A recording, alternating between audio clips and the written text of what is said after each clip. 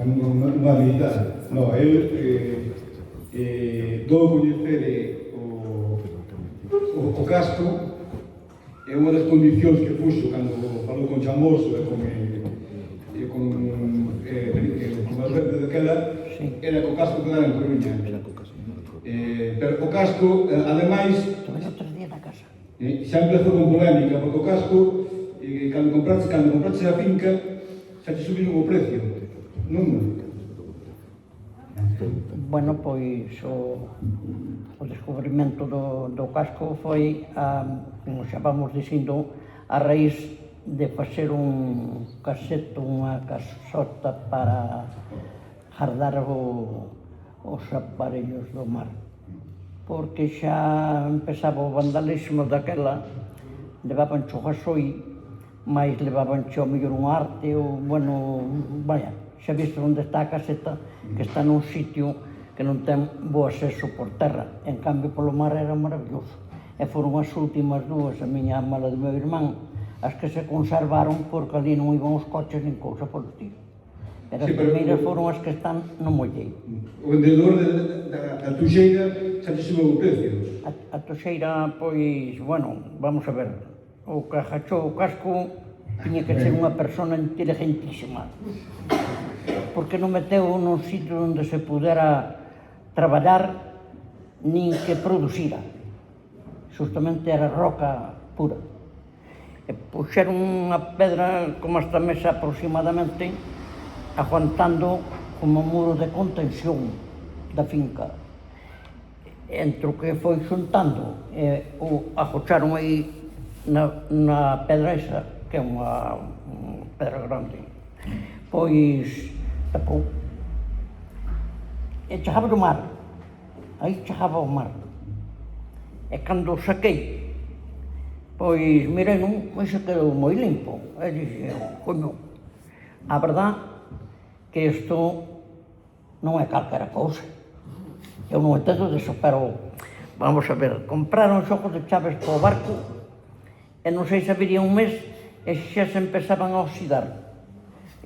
Ou mirar para a joia, dixen, oi, este é ouro.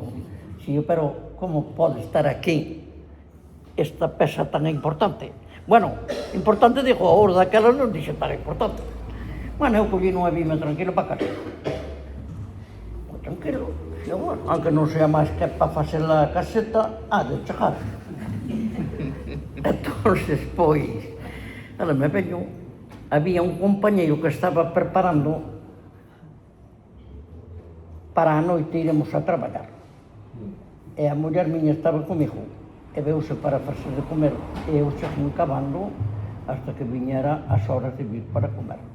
E ese mariñeiro que estaba tamén preparando, díxome, José María, que hora é? Si eu vai a ser a unha.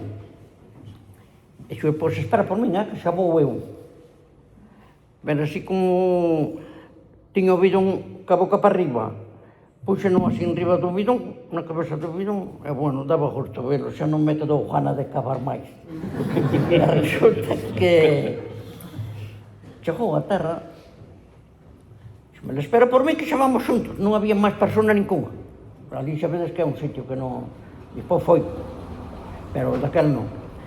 E dixo, chegou, botou de man, e dixo, José María, isto é ouro, E que vai dicir, home? Iso non é nada. E, volveu-nos a repasar, é ouro. Dixe, bueno, pois logo vámonos para comer. E xa vedes que había un sendeiro. E depois outros servíanse pola rambla, pero os da cada arriba, un pouco máis para arriba, viñamos andando por un sendeiro para casa. E viñamos e chegamos ali á carretera, estaba unha irmá miña. Anda por ali. E eu, para así, quen sabe que ven un mariñeiro da beira do mar con un jorrete como este? E dixe, tiña 2 porcos de ceba. Vamos a entrar no que dixía usted antes dos porcos, que os roubaban. E dixo ela, pero ti onde vas con esa lata bella? Non haberá latas bastantes na aldea. Bueno, eu xa viña máis tranquilo porque xa vin o que había máis o que encontrei, non? Pero ela non sei. E dixen, bueno, pois se me das un porco, doucho lata. Se ela vai te tirar ali, había un sitio. Escombreras había daquela así por todo. E tira con ele. Pero resulta que o outro compañeiro foi por outra aldea que vivía arriba de todo, alá anda o río Mouro. E foi polo camiño sembrando o terror. Xa, bueno, José María, pero encontrou un casco de ovo. Coño, ainda non pausara, xa estaba a miña irmán que lle enseñara. Xa, José, non me enseñaba o casco. E o que casco? Dixo José sobre delo que ti encontraste un casco de ouro.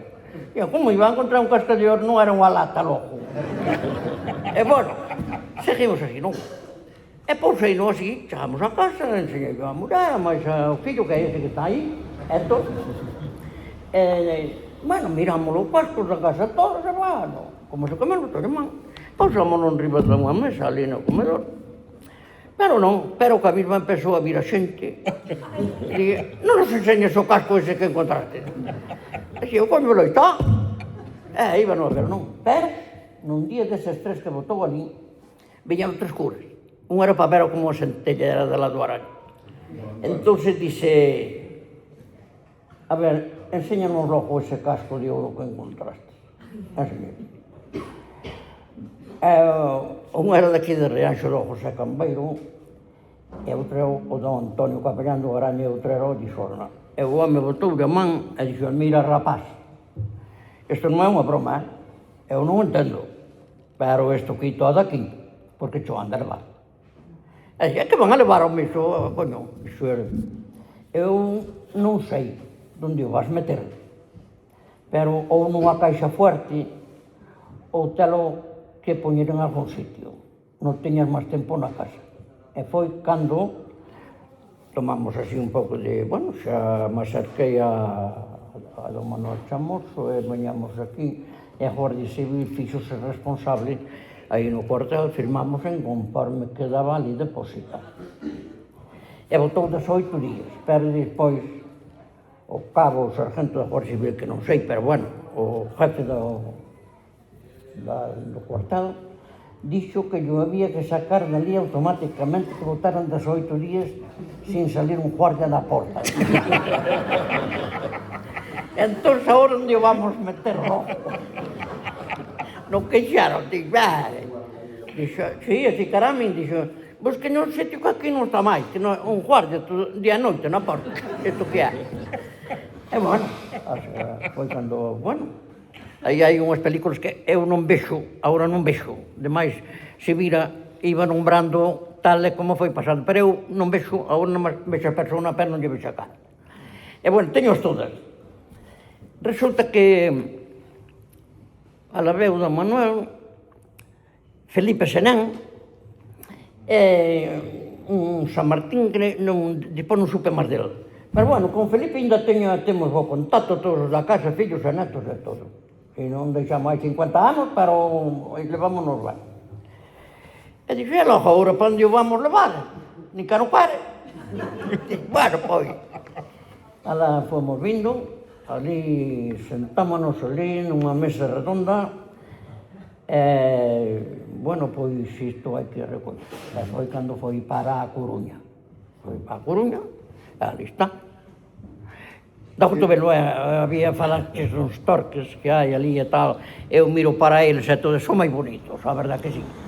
Pero miras para o repousado do dixoso gorrete hai que quitar o sombreiro. Non hai outro, xa. Non hai outro. Estou moi contento de todo canto estades pasando por min, pero ben non merecemos eu Marcelo. Pero a Coruña tuvo que ir... Os 50 anos que cumpleu, que moi ben, moi ben, moi ben. E agora, esta homenaxe que estou recibindo, que encontrome maravilloso aquí no medio de vos, de todos ustedes e do público, que é maravilloso.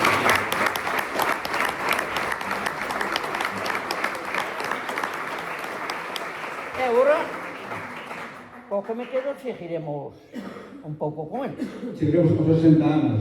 Ten que ter... O achado de 60 anos. E a importancia que se lle dou ao casco, claro, que isto foi en abril do 76. En novembro do 75 acababa de morrer, había 5 anos do Francisco. O 7 de abril foi cando se atopou, cando Castro topou a él, a unha boa persona. En 20 días xa estaba na Coruña, o Castro. Sí, en 20 días, máis ou menos. Sí. 18 no cuartel. Depois de negociar Manuel Chamoso e Figueira Valverde, ali en Leiro, os dous negociando para onde irían, tuvemos a suerte de caer aquí porque as cuncas, como saben, as cuncas do País Vasco, a Dama de Elche, están en Madrid, daquela estábamos nun post-franquismo, é dicir, había 5 meses. En xuño de abril do ano 76 veo a Coruña o rei, daquela estaba tamén Suárez, fixeron un consello de ministros extraordinario e o Castro levaron do castelo ao Salón dos Rosos de María Pita, que é onde se reúne ahora a prensa generalmente. Levaron a enseñar a raíña. Sí, é do Manuel o que lle está mostrando. Sí, Manuel Chamoso é o que lle está enseñando. Manuel Chamoso foi tamén un dos que máis implicou, porque